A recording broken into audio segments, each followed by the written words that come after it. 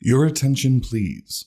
The following episode is presented with enhanced emotional cues to assist the thematically disabled, or gaspovision.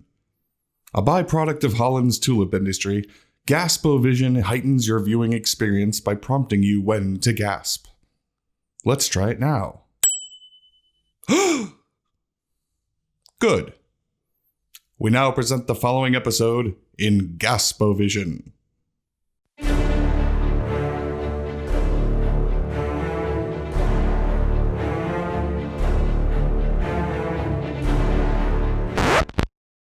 Oh yeah. For what it's worth, I reached out to Falcon DeLacy to ask for special dispensation to fly the Mk4 Cobra. They didn't answer. So, I've had to arrange for a substitute.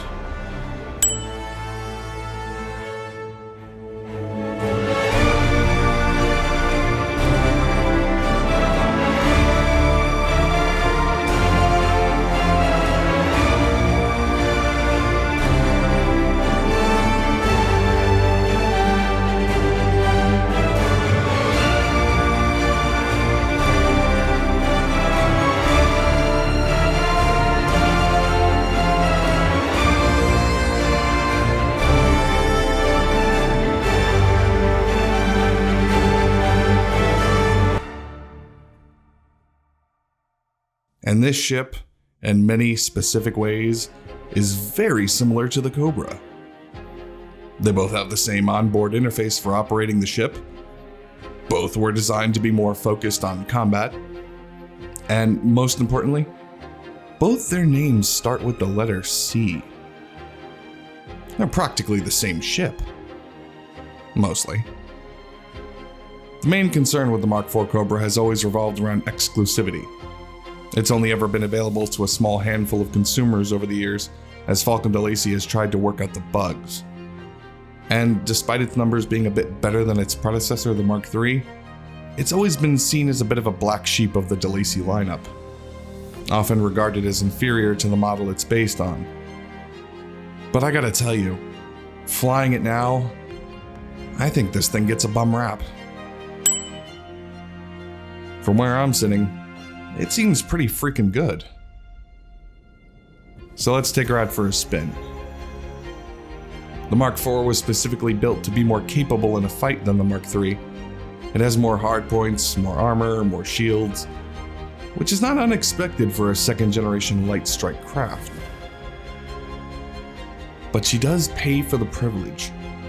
The Mk4 Cobra is significantly heavier than the Mark III, and despite its nimble figure, this ship isn't so light on its feet. Overall speed has dropped drastically, along with pitch, roll, and yaw turning rates. And I know it's hard to believe, but this is the heaviest small ship in the entire galaxy. Still, it seems like that heaviness can be put to good use. In practice, the Mk4 seems to make a halfway decent battering ram if you're looking to get that final hit on a wayward pirate. And all credit to the expanded shield base here. I haven't lost my shields once, no matter how much punishment I put it through. The additional weaponry has been useful in dispatching targets, but I have had to do some juggling with the pips to keep everything firing at once. It's entirely possible I could use an even bigger power distributor here. Which goes to show you, numbers are one thing, but in real-world use, the Mk4 has managed to hold its own in just about everything I've put it up against. I think I'm starting to understand why the company keeps this thing under wraps. But all of this is even more surprising considering its price tag. It's pretty cheap. A little over 750,000 credits. Now, granted, that is basically twice the price of a Mark III Cobra, but I'll be honest, between its looks and the added firepower, that's a hell of a bargain. And I will say, it's moments like these when you're flying it, it's hard to understand why this thing isn't being sold at every DeLacy starport. But then, the problems start to seep in. I'm not sure if it's because the Mk4 is technically an experimental craft, or if DeLacy had messed up with the transponder, but it simply refuses to dock in anything less than a large landing pad, which is just blisteringly stupid. Honestly, it doesn't matter how good it is. If I can't land on anything but a large pad, then I might as well be flying one of the large ships. Like the Anaconda.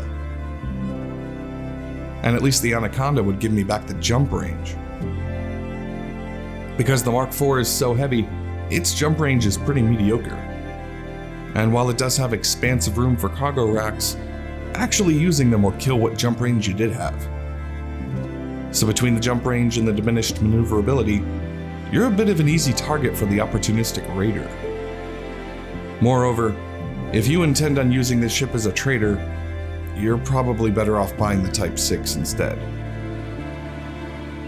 And as far as exploring goes, it really would be more of a novelty than anything else.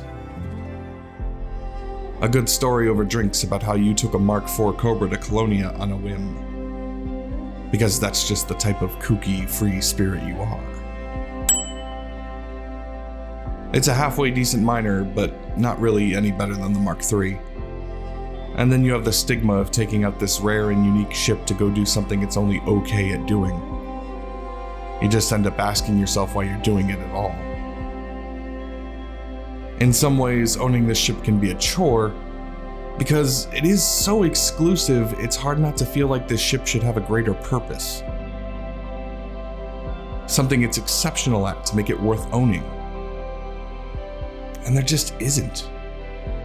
Well, except for this one. This one is really good at blowing stuff up.